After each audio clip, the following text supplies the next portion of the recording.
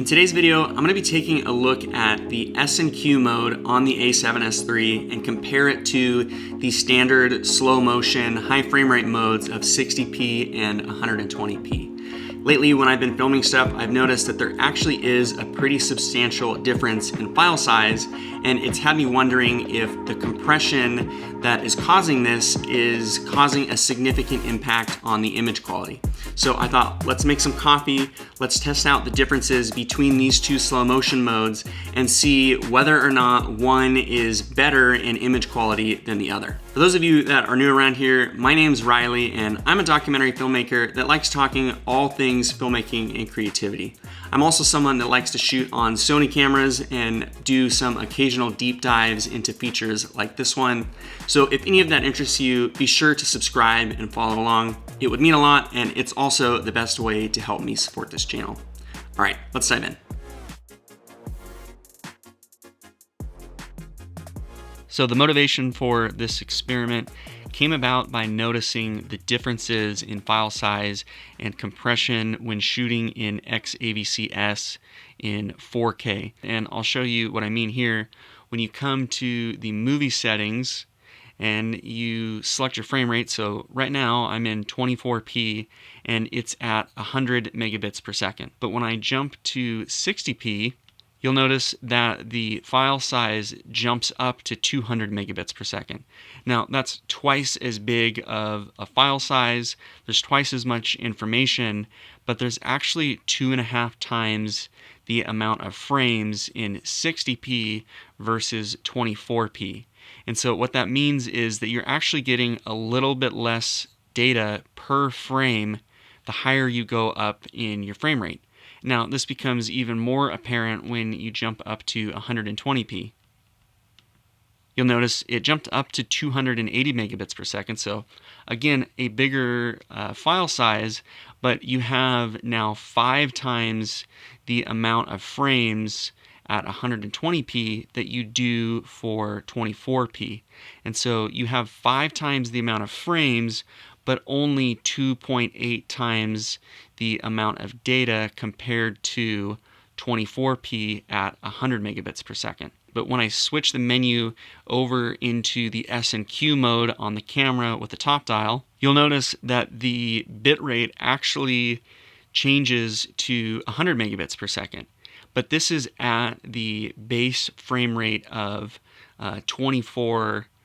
And so it's recording 120 frames per second, but the S&Q mode is actually slowing it down in camera, and it's recording the overall compression of the image at 100 megabits per second over those 24 frames. So your compression, it's actually less compressed in S&Q mode than the standard high frame rate mode that you have in the normal movie recording mode. So I wanted to confirm that my suspicions were true, that the S&Q mode is indeed less compressed and has bigger file sizes and possibly more data to work with. And so I did a 1-minute recording of each in the 120p in the S&Q mode and just the standard 120p. And the file from the S&Q mode is almost twice as big as the file from the standard 120p. Now, I wanted to see how this plays out practically in the real world, so I set up some test shots, both in the standard high frame rate mode and the S&Q mode. I left the lighting the same, I left the camera settings the same. It was filmed in S-Log3 at the base ISO of 640 for all of these shots.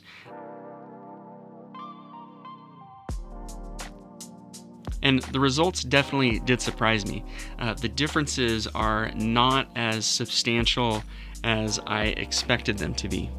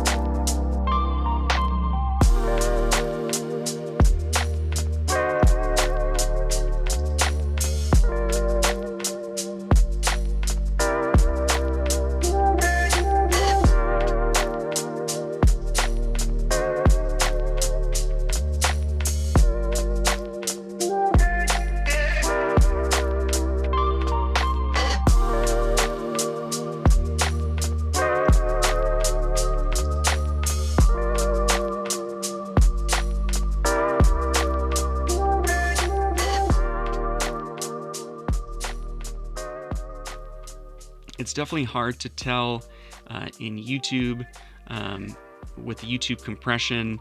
So I am looking at the footage here on my monitor, and actually there is honestly not a ton of noticeable difference. The second shot is obviously the S&Q mode.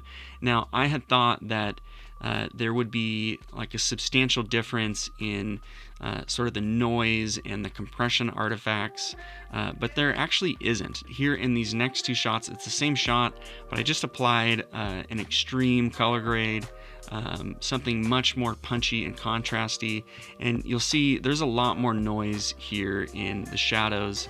I'll punch into 200% and you can see what I'm talking about. I can definitely tell on my end. I'm not sure if you can tell on yours, but there is, in this kind of extreme contrasty color grade, there is a significant amount more noise, and there's like some blocking and color artifacting going on here in the noise on the whole image. And this next shot is the S&Q mode, and it has similar noise. Now, if I had to really pixel peep between the two, the S&Q, the noise in the S&Q mode looks a tiny bit finer if I had to really pixel peep it. But again, I think we're splitting hairs here. And so I actually think Sony cameras do a really, really good job in the high frame rate modes.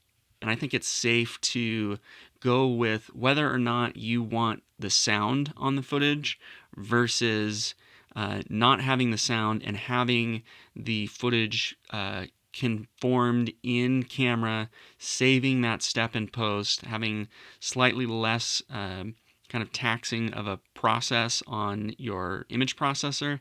I think your edit will go faster if you film in S&Q mode. But if you need the sound, obviously don't film in S&Q mode.